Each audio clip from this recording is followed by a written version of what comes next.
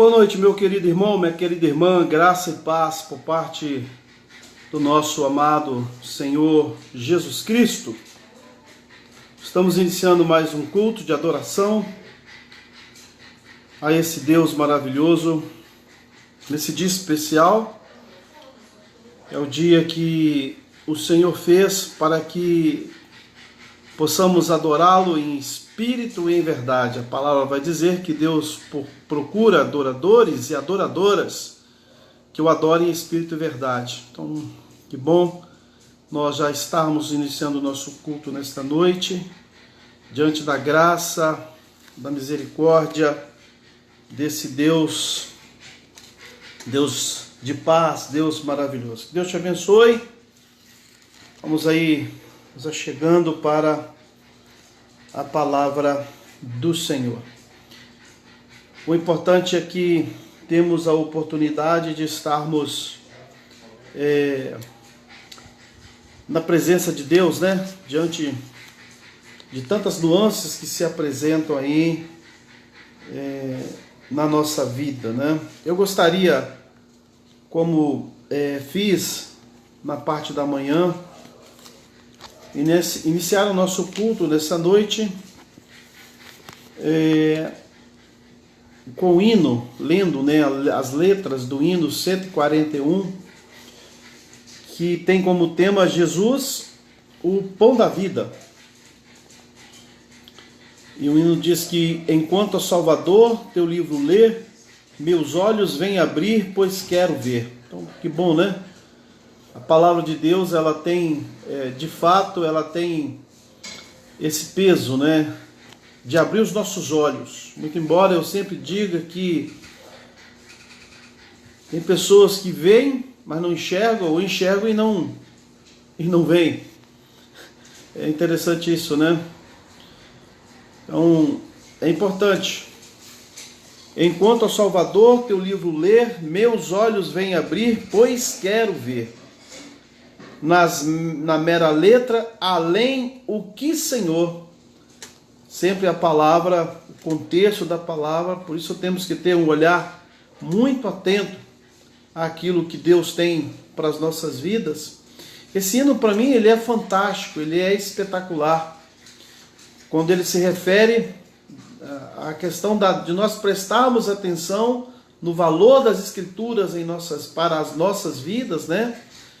E para que realmente nós estejamos atentos e atentas ao que a palavra tem nos revelar. E a palavra de Deus tem sempre uma revelação específica para as nossas vidas, né? Enquanto ao Salvador teu livro ler, meus olhos vêm abrir, pois quero ver. Na mera letra leio o que, Senhor, nos revelaste em teu imenso amor. Então a revelação. E eu tenho absoluta certeza que Deus tem uma revelação para você nesta noite, meu querido e minha querida. A segunda estrofe, ela diz assim: à beira-mar, Jesus partiste o pão, satisfazendo ali a multidão. Da vida o pão és tu, vem, pois, assim nutrir-me até entrar no céu. Enfim, que maravilha, né? Vamos orar ao Senhor, pedindo a sua bênção, a direção para as nossas vidas nessa noite. Pai querido, muito obrigado, porque o Senhor tem revelações sempre para nós a cada dia, nos trazendo graça e misericórdia. Obrigado por cada irmão, por cada irmã que está conosco nessa noite. Que o Senhor alcance a nossa comunidade de fé, ó Pai, trazendo esperança aos corações, aqueles corações aflitos, é bem possível.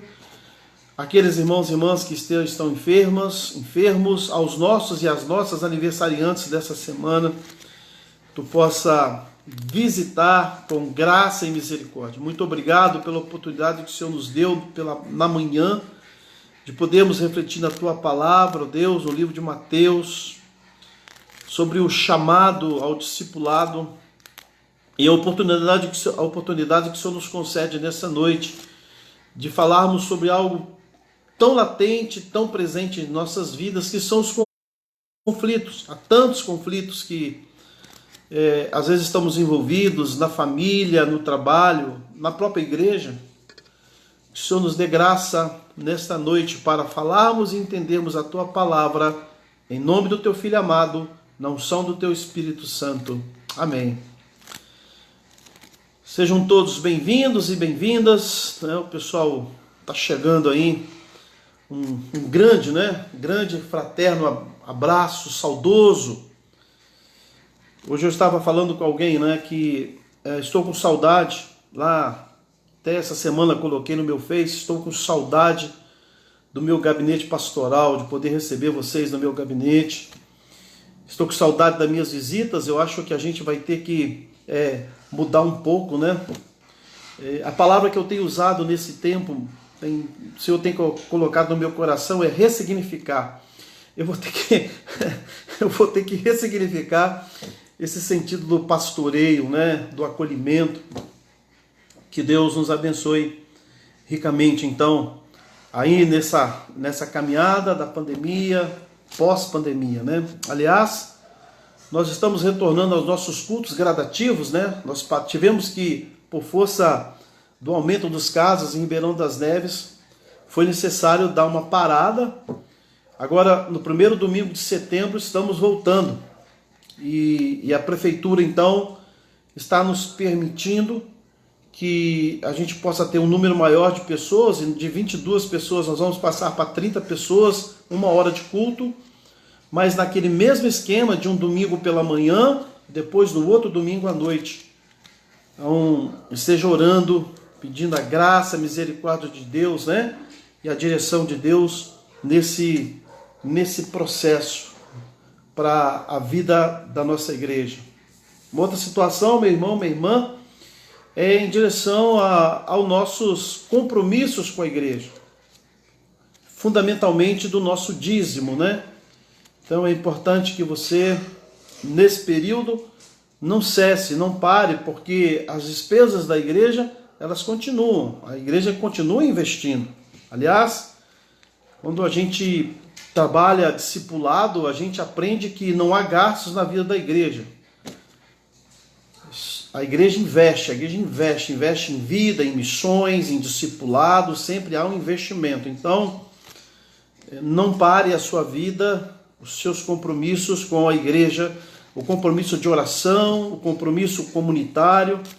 Nós precisamos continuar a cuidar mutuamente um do outro na presença do nosso amado Senhor Jesus Cristo. Outra situação é que nós vamos começar a trabalhar e ver a possibilidade do retorno das nossas células. Não vai ser presencial, vamos evitar neste momento. E por um tempo eu estive ministrando para todas as células, online. Agora vamos começar a trabalhar e estudarmos a possibilidade de cada líder de célula ministrar para a sua célula. E aí online a gente tem aí muitos aplicativos, que podem nos ajudar, e já está mais do que na hora de nós voltarmos às nossas reuniões das nossas queridas e amadas e produtivas células, Então aí é um desafio. Eu vou estar conversando com os líderes para que a gente possa aí começar a pensar, a orar a forma que vai ser esse retorno, até que possamos então voltarmos aos nossos encontros presenciais. Eu queria também nessa hora lembrar dos nossos aniversariantes, nossos amados aniversariantes. Hoje foi aniversário da minha filhota amada, Tá fazendo 20 aninhos, Alice, completou 20 anos hoje. Mas durante a semana nós temos vários irmãos e irmãs que estão aí também completando mais um ano de vida na presença do Senhor. Entre eles e elas temos a nossa querida Daniele, a nossa querida irmã Silvia e o Arthur, que é o Arthur Nogueira, que é o presidente dos nossos juvenis.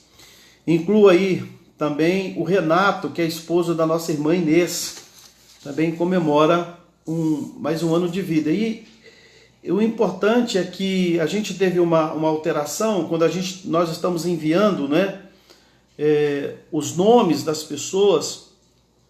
Nós estamos enviando agora também os telefones para que possamos entrar em contato, mandar uma mensagem de carinho, de acolhimento aos nossos aniversariantes. Então, que Deus nos abençoe. Deus abençoe a sua semana. Pela manhã, o Senhor, tivemos a alegria de estarmos falando, refletindo sobre o chamado ao discipulado e baseados em 3 textos fundamentais. O primeiro texto, Mateus 4, 18 a 22, que ele tem uma especificidade, um lugar especial, que é a preparação para o Sermão do Monte. Esse foi o primeiro texto. O segundo texto que também nós refletimos foi Mateus 9:36, onde Jesus, ele tem, a palavra diz que Jesus tem uma percepção maravilhosa, ele olha, ele percebe a multidão, e aquelas pessoas, segundo o texto, a narrativa, aquelas pessoas estavam aflitas e cansadas.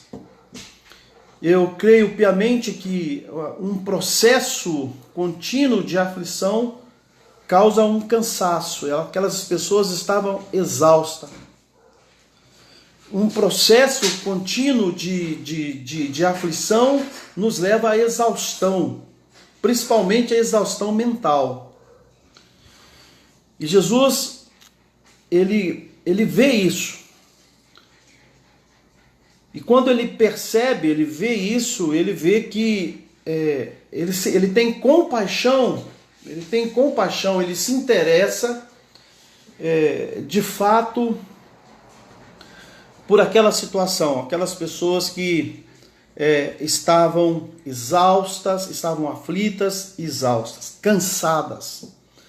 cansadas por falta de justiça, cansadas por falta de solidariedade, por falta de amor, por uma série de situações que nós poderíamos aqui elencar nesta caminhada. O fato é que aquelas pessoas estavam ali aflitas e cansadas, e por isso mesmo elas estavam como ovelhas que não têm pastor. Ovelha que não tem pastor é uma ovelha sem rumo, sem destino, sem um lugar, sem aprisco, né? Sem um lugar, sem cuidado. Levados e levadas assim, né? Levadas para lá e para cá.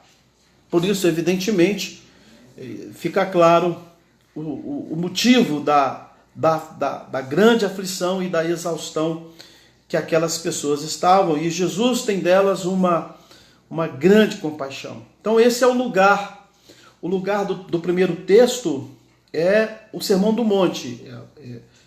Jesus é a vocação dos discípulos, é o chamado dos 4 primeiros discípulos, e o mestre então é o preparo para o Sermão do Monte, que é o ápice. Eu sempre digo que o Sermão do Monte é o ápice do ministério, do ensino de Jesus. O segundo, o lugar do texto, do ensino, o lugar do ensino são as necessidades das pessoas.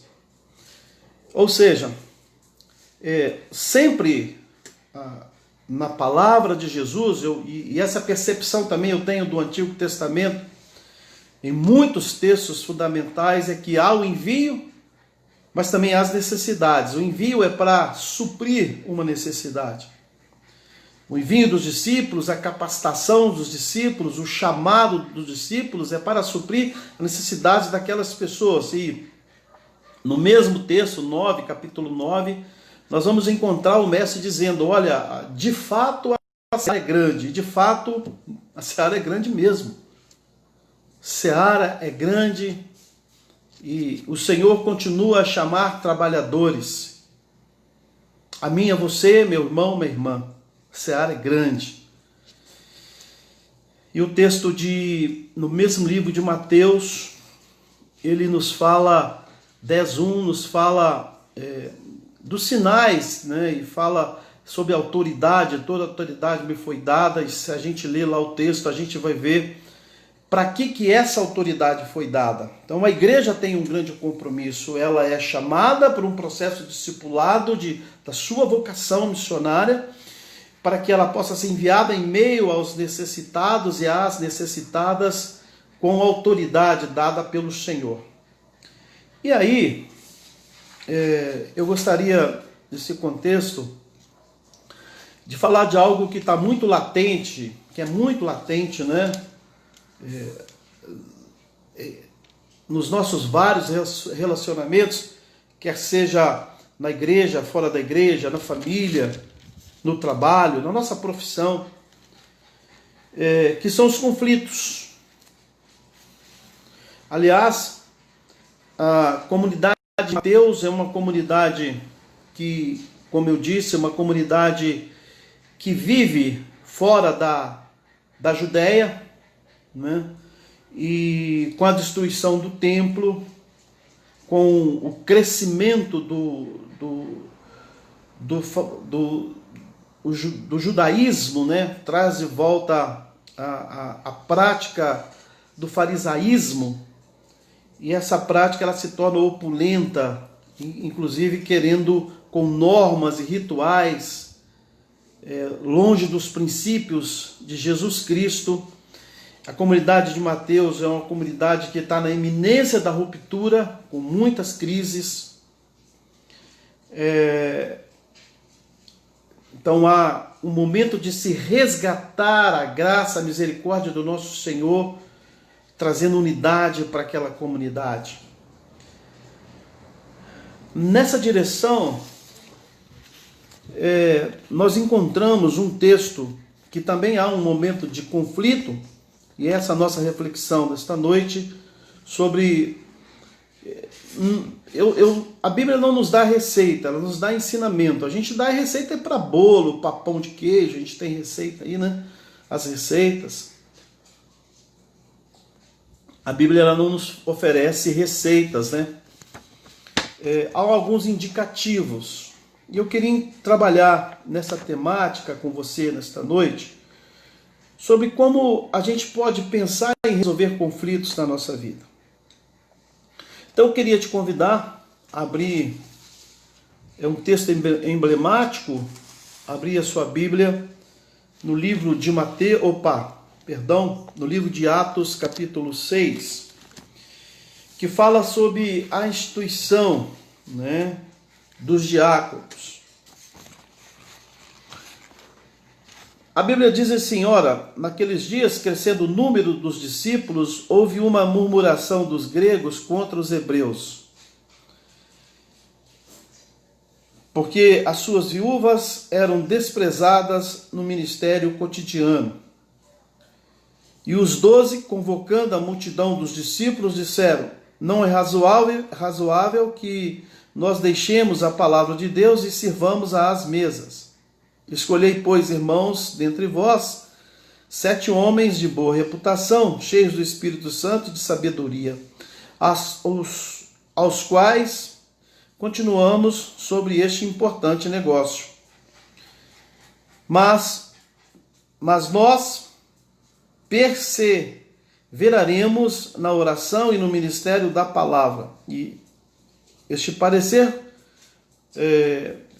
pareceu bem à multidão, e elegeram Estevão, homem cheio de fé do Espírito Santo, Filipe, Prócoro e Nicanor, e Timão, e Pármenas e Nicolau, prosélito de Antioquia, e os apresentaram entre os apóstolos, e estes, orando, lhes impuseram as mãos.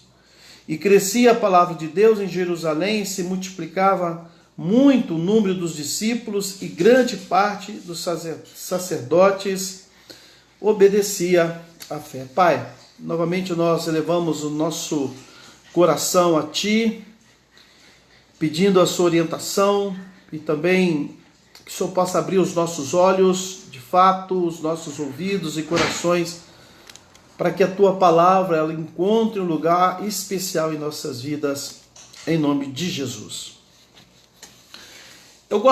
Sempre digo que eu gosto de pensar algumas coisas nos textos, né? nos versículos.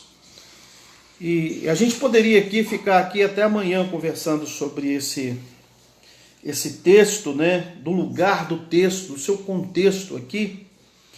O contexto é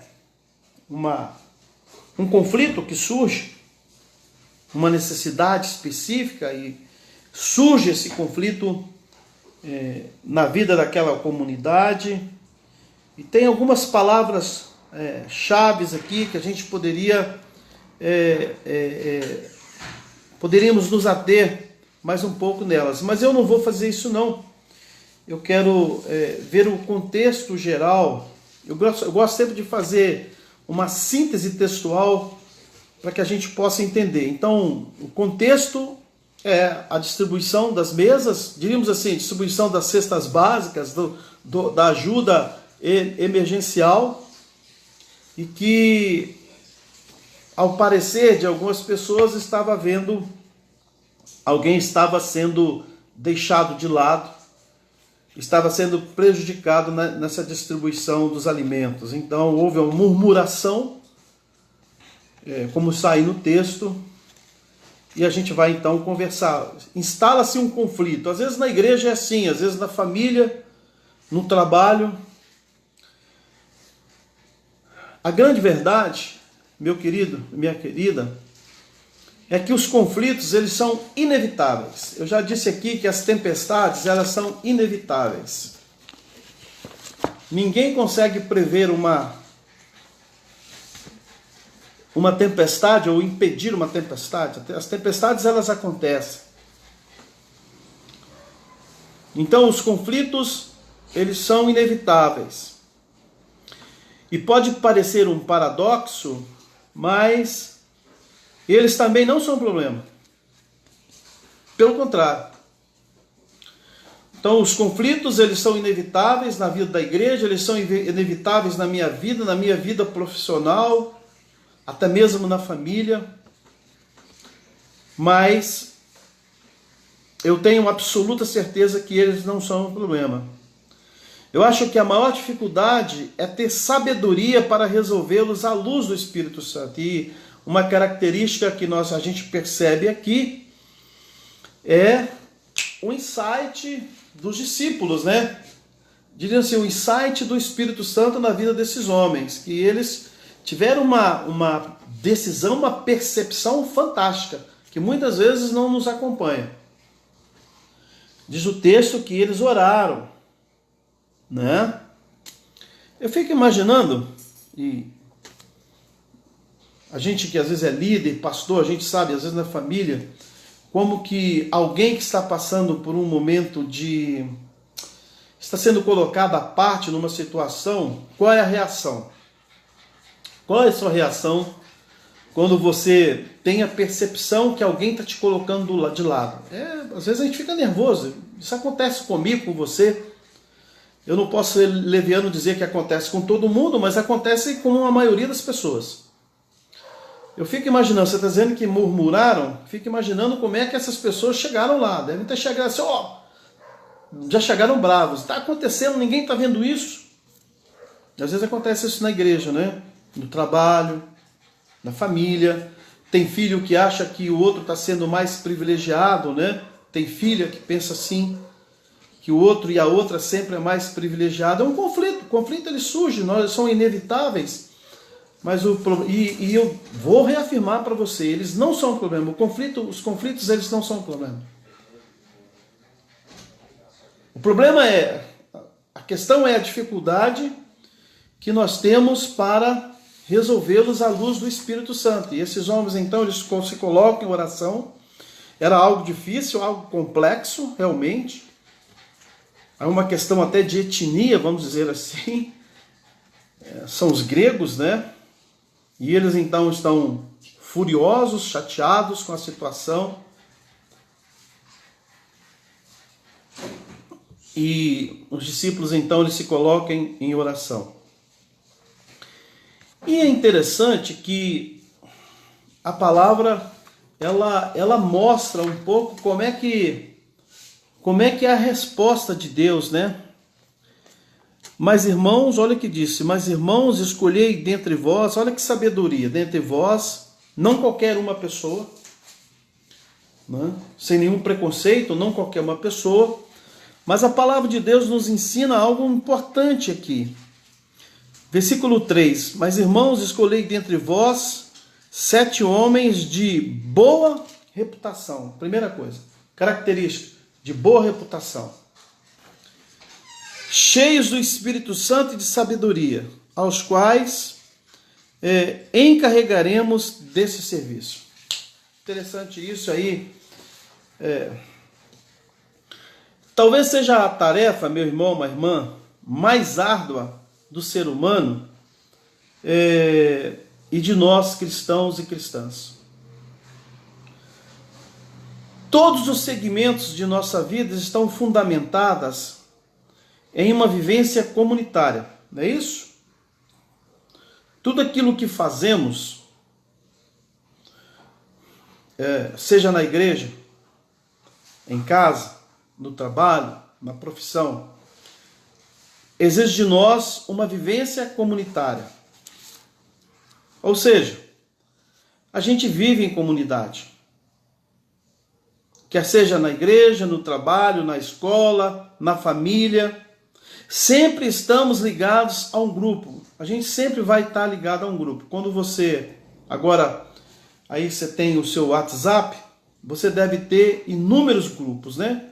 Tem o grupo da família, tem o grupo da família do esposo, o grupo da família da esposa, o grupo dos primos, o grupo de trabalho, os ministérios da igreja. Então, a gente se relaciona assim, essa é a vida de comunidade. Desta forma, nossa prática de fé cotidiana e outros posicionamentos nos levam a definir que tipo de relacionamentos vamos ter e com quem será este relacionamento.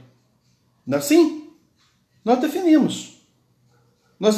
Às vezes, não à luz da palavra de Deus, mas a vivência que temos com as pessoas. A gente define que grupo a gente quer participar. Embora nós tenhamos um grupo, eu posso ou não participar do grupo da minha família. E são nós que decidimos do grupo de trabalho. Ou seja, não é? E no trabalho, evidentemente, com aquelas pessoas que têm profissões afins. Onde a gente reside, na rua, nós temos o grupo de segurança, o grupo que foi feito pela Polícia Militar. Em várias cidades de Minas Gerais nós encontramos isso. A gente define se quer participar ou não participar. Agora,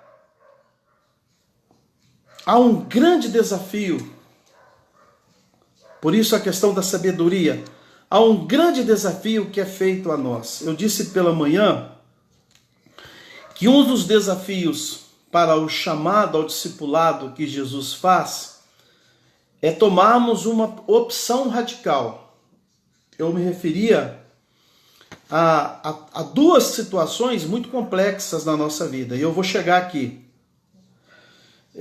Primeiro, quando Jesus chama os 4 primeiros discípulos, o chamado de Jesus ele é extremamente radical. Jesus diz assim: olha, pare tudo que vocês estão fazendo e me sigam. Ora, nós não podemos esquecer que aqueles homens estavam trabalhando e aquele trabalho era o ganha-pão da família. É dali que eles tiravam o sustento da família. Mas Jesus disse para eles: olha, esse chamado é radical. Vocês agora não vão pescar mais peixes, vão pescar homens. Para tudo que vocês estão fazendo, saiam daí dos barcos, larguem as redes, inclusive deixem as suas famílias. Ora, é ou não é uma opção radical? É uma opção radical. Deixar de lado o trabalho, aquilo que traz sustento para casa, e deixar a própria família. Pois bem, quando nós nos relacionamos com grupos afins, e inclusive grupos que não são grupos da igreja, e que não tem o mesmo entendimento, a nossa decisão, ela precisa ser radical, o nosso testemunho de vida. E esse é o primeiro contexto desse ensinamento aqui. Veja que os discípulos, eles tomam uma decisão sábia, mas radical. Nós não vamos participar desse processo. Nós temos outro chamado. Nosso chamado, vamos nos dedicar à oração e à ministração da palavra. Olha, e quando nós participamos de qualquer grupo, nós precisamos, irmãos e irmãs, também tem essa opção radical, né, de sabedoria na vivência e no anúncio do Evangelho. O Evangelho que transforma. Mas vejam bem, nós estamos falando de um conflito que surgiu dentro da igreja. No meio daquelas que se diziam irmãos e irmãs. Os conflitos, eles surgem no exato momento em que aparecem pessoas diferentes. São pessoas diferentes. Irmãos e irmãs, mas diferentes. Com uma formação cultural diferente. Dentro dos referidos espaços, né? Isso pode acontecer na nossa vida. Quais são as posturas? Quais são qual é a formação que podem surgir dentro da igreja, na família, no contexto que vivemos? Postura. Nós podemos receber pessoas na nossa igreja com postura diferente. Podemos receber pessoas na igreja com pensamentos, ideais, vestimentas e situação também social diferente. Deixa eu te falar uma coisa. Uma das percepções que esse texto nos revela na questão do conflito é que a igreja, ela não é inclusiva. Preste bem atenção, porque existem muitos modismos aí na vida da igreja. E algumas interpretações teológicas errôneas, equivocadas, e que deturpam os princípios, tanto os princípios estabelecidos na igreja e os princípios estabelecidos pela palavra. Preste bem atenção. A igreja, ela não é inclusiva, embora nós tenhamos uma linguagem inclusiva. É diferente. Quando o pastor diz assim, irmãos e irmãs, pastores e pastoras, aqueles e aquelas, a igreja metodista, ela adota uma linguagem inclusiva. Agora, a igreja, ela não pode ser inclusiva, ou seja, o que eu estou dizendo é que a igreja, ela precisa ser acolhedora. Ela acolhe travestis, ela acolhe prostitutas, ela acolhe pecadoras e pecadoras, que precisam ser levados ao conhecimento de Jesus Cristo. Esse é o maior desafio, meus irmãos e irmãs, na resolução de conflitos. A gente percebe isso aqui. Um grupo que foi acolhido. O acolhimento da igreja precisa revelar justiça, amor, carinho. Porque às vezes as pessoas acham que a igreja ela precisa ser inclusiva e ela, inclusive, precisa incluir o pecado. Não é disso que eu estou falando. A igreja ela precisa ser acolhedora. Ela acolhe uns aos outros. Ela precisa se tornar companheira de caminhada, de aceitação. Mas quando Jesus se encontra com aquela mulher em que ela podia ser apedrejada, aquela mulher adúltera, e após aquelas pessoas se afastarem, Jesus diz assim, vás e não peques mais. É uma proposta de mudança. É uma proposta de restauração. É uma proposta de acolhimento e não de inclusão. Preste bem atenção, porque nós precisamos aprender a fazer essa diferença. Então, esses espaços que nós vivemos, né, Sou um espaço onde pessoas têm posturas diferentes, pensamentos diferentes, ideais diferentes, vestimentas diferentes e até uma situação social diferente. Quando isso acontece, infelizmente, há sempre um sentimento de rejeição. Isso pode acontecer, que pode expressar-se até de uma forma violenta. Eu não sei qual foi a forma aqui presente, mas é bem possível que naquele momento faltou acolhimento. Preste atenção, quando eu cito o texto do Senhor Jesus lá em Mateus 9:36, a intenção de Jesus é acolhimento, é o acolhimento. São ovelhas que não têm pastor, ovelhas que não têm aprisco, ovelhas que não têm cuidado. O acolhimento, ele requer cuidado, ele oferece cuidado, ele propicia pastoreio. É bem possível que esse conflito tenha surgido justamente por diferenças, culturais, e que não sei se foi violento, mas muitas vezes há alguma rejeição, e essa rejeição pelas pessoas que deveriam ser acolhidas, e se acolhidas, serem discipuladas para que elas possam conhecer e fazerem parte do reino de Deus e serem pastoreadas, discipuladas, preparadas. Esse é o grande desafio que nós temos como igreja. Eu queria aprofundar mais um pouco a nossa reflexão nessa direção, porque o texto ele nos fala aí, eu gosto sempre de falar do lugar do texto, O texto nos fala de um conflito iminente. Alguém estava sendo menosprezado na distribuição diária, na distribuição de alimentos. Os apóstolos, inspirados por Deus, e às vezes nos falta essa inspiração, eu sempre digo que precisamos ter uma grande comunhão com Deus, e é interessante essa percepção dos apóstolos, inspirados por Deus, tomam a sábia decisão. Aqui há o texto ele é alinhavado, ele demonstra muita sabedoria, e às vezes tem em alguma resolução de algumas situações nas nossas vidas, em geral, tem nos faltado muita sabedoria. Então o texto ele mostra isso, eles tomam uma sábia decisão de primeiro se colocarem em oração. Eles buscam o Senhor. Eu acho que nós erramos,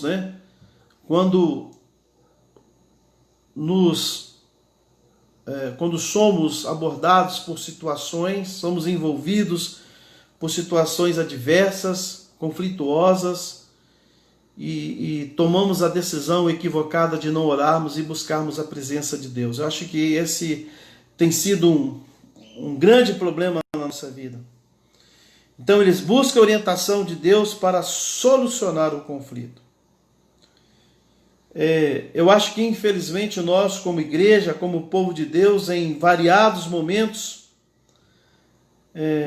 não temos aprendido a nos portar como uma comunidade terapêutica. A igreja, meu irmão, minha irmã,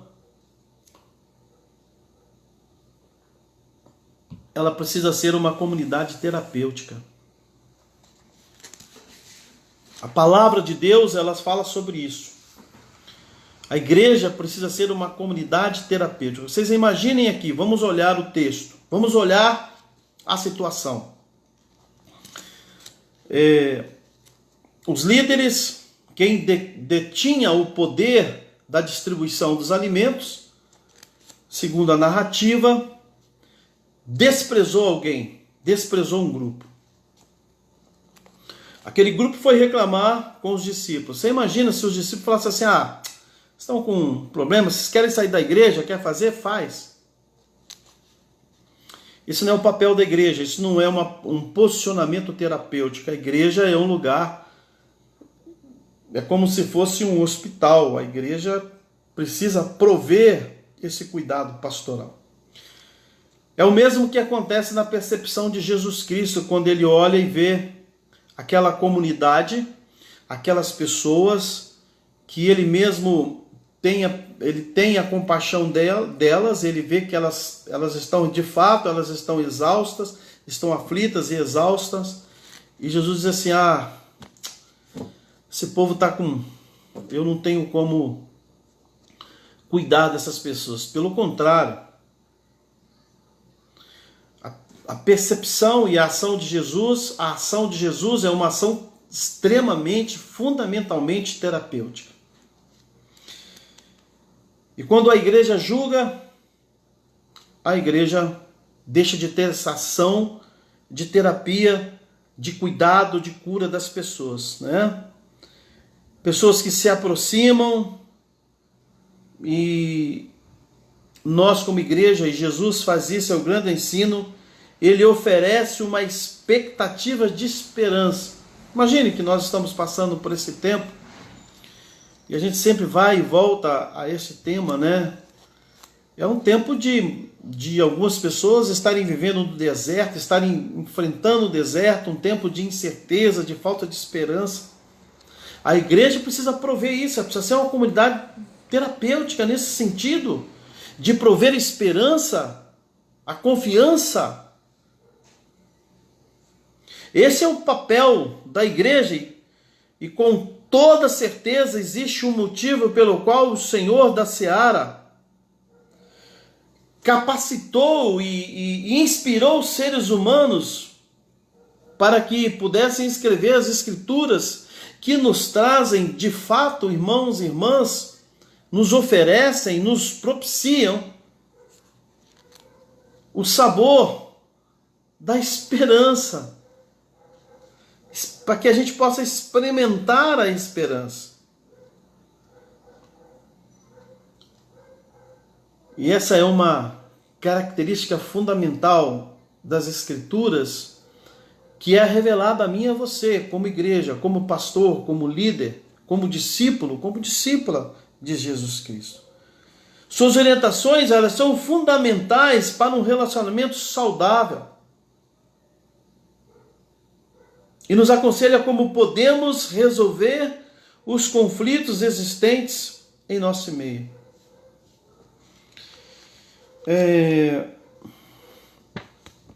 Eu não vou me alongar muito nessa reflexão da noite, né? O texto ele é emblemático, ele é maravilhoso. Eu fico assim maravilhado, né? Com a percepção dos discípulos, com a sabedoria deles. Eles buscam sabiamente a Deus, a orientação de Deus, para aquele momento que não deve ter sido fácil. Quantos momentos difíceis nós temos em nossas comunidades, ao longo da existência das nossas comunidades. Quantos conflitos, quantos momentos difíceis. Fala a verdade. Quantas situações em família, enquanto em vários momentos nos sentimos também exaustos, aflitos, quem sabe quase desistindo da caminhada de fé. Não é verdade? Com nuances negativas, com situações, como eu disse, extremamente diversas e complexas, e que às vezes as pessoas sentem vontade de abandonar a família, abandonar o casamento, abandonar a igreja, e outros e outras abandonam inclusive a própria vida.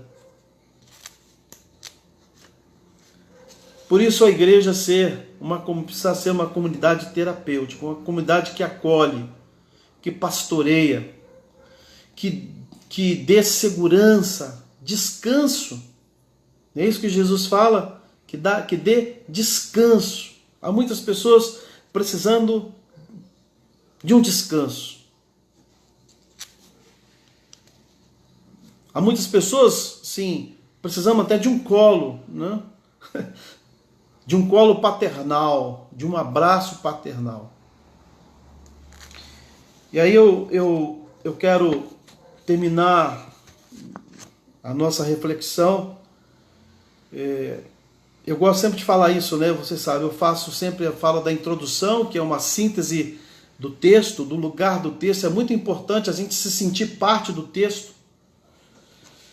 Então, é muito importante, né? Eu percebo o texto, então eu faço parte daquela situação, daquele acontecimento, daquele fato.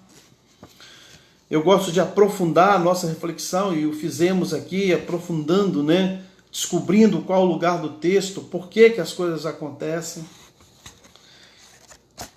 E gosto de fazer uma aplicação, que é, na verdade, quase que uma conclusão da nossa ministração nesta noite. E eu quero fazê-lo, então, com algumas perguntas que eu acho fundamentais para a nossa caminhada de fé. Como o nosso grupo, ou os grupos que a gente participa, reage quando uma pessoa se manifesta de uma forma que não está de acordo com as suas expectativas? Porque muitas vezes, e aconteceu isso aqui na murmuração dos helenistas, né, na murmuração dos gregos, como é que a gente reage? Quando dentro do grupo uma pessoa se manifesta de uma forma que não está de acordo com as suas expectativas. Porque às vezes a gente tem uma expectativa que tudo está certinho, de repente tem uma pessoa ou pessoas que têm uma conduta diferente, uma postura diferente. Como é que a gente reage? Se nós colocarmos então, nos colocarmos como igreja, como é que a gente reage como igreja?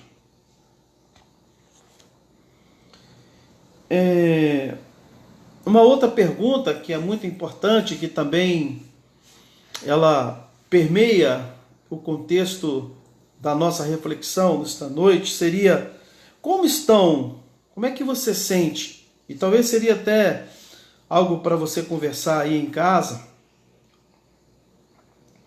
Como é que estão as relações nos dias de hoje?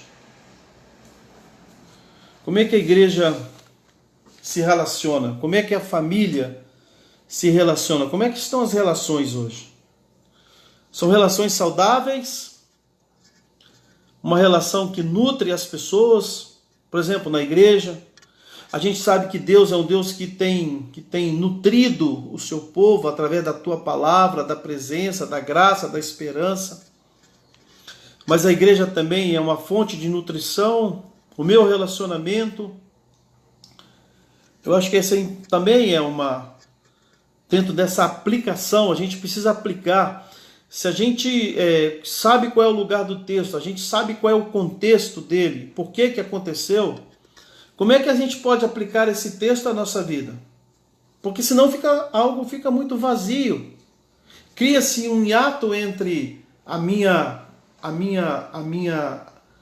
leitura, o meu ouvir o texto e da minha prática. Então eu preciso aplicar o texto à minha vida. Como estão as relações nos dias de hoje? Como temos resolvido os conflitos existentes na igreja e na vida? Como o exemplo do texto poderia nos ajudar na nossa caminhada de fé nos dias de hoje? Que Deus te abençoe, meu irmão, minha irmã. Que Deus... A verdade é que muitas vezes tem nos faltado sabedoria. E o meu desejo é que Deus te abençoe ricamente, Deus te dê uma boa semana, uma semana abençoada. É bem possível que durante a semana a gente possa enfrentar grandes desafios. É bem possível que possam surgir conflitos, né, nas nossas vidas. Mas é fato também que nós temos um Deus maravilhoso que nos ensina. Meu desejo é que Deus então fortaleça a sua casa, fortaleça o seu coração. Você que está trabalhando, né, os serviços essenciais, os outros serviços também já estão abrindo, né? Meu desejo é que Deus abençoe ricamente a sua vida e derrame graça e misericórdia sobre você, sobre a nossa igreja, sobre a nossa caminhada de fé. A Deus toda a honra e toda a glória. Eu queria te convidar, meu amado, minha amada, próxima terça-feira nós temos um encontro que é o nosso estudo bíblico às 20 horas. Então, vamos estar aqui falando sobre um tema de grande relevância para a nossa vida cristã, para a nossa caminhada missionária. Na quarta-feira, eu vou participar de uma entrevista com uma pastora da terceira região. Às 23 horas da quarta-feira, vamos falar um pouco sobre metodismo, sobre trabalho com juventude. E eu gostaria de convidar, se você estiver acordado, né? Estiver cansado e cansada, para estar participando. Talvez amanhã, no mais tardar terça-feira, eu te mande aí uma arte para você divulgar. E na sexta-feira, nós estaremos então também com a nossa conversa pastoral. As últimas semanas nós não tivemos, né? A volta da nossa conversa pastoral, que é um tema específico para casais e para nossas famílias. Que Deus te abençoe mais uma vez, um abraço saudoso, carinhoso para todos vocês, para a nossa igreja amada. Que Deus te abençoe ricamente, derrame graça e misericórdia sobre você. Vamos orar. Pai querido, muito obrigado pelo teu amor, pela graça, pelo privilégio que temos de estar refletindo na tua palavra e de recebermos dela, Senhor, o alimento para a nossa caminhada de fé. Muito obrigado por esse dia, pela escola dominical, pelo culto à noite. Obrigado pelas famílias que estão conosco. Derrame graça e misericórdia sobre cada um.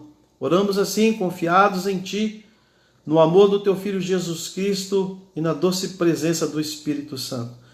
Que a graça de Deus, que está além de toda e qualquer compreensão humana, o amor maravilhoso, salvador, curador, restaurador do nosso Senhor Jesus, e que a doce e perfeita presença do Espírito Santo, o Espírito Santo que convence, que derrama também um cuidado especial sobre nós, esteja com você, meu amado irmão, minha amada irmã, com a sua casa, com a sua família e com todo o povo de Deus sobre a face da terra, hoje e para todo sempre.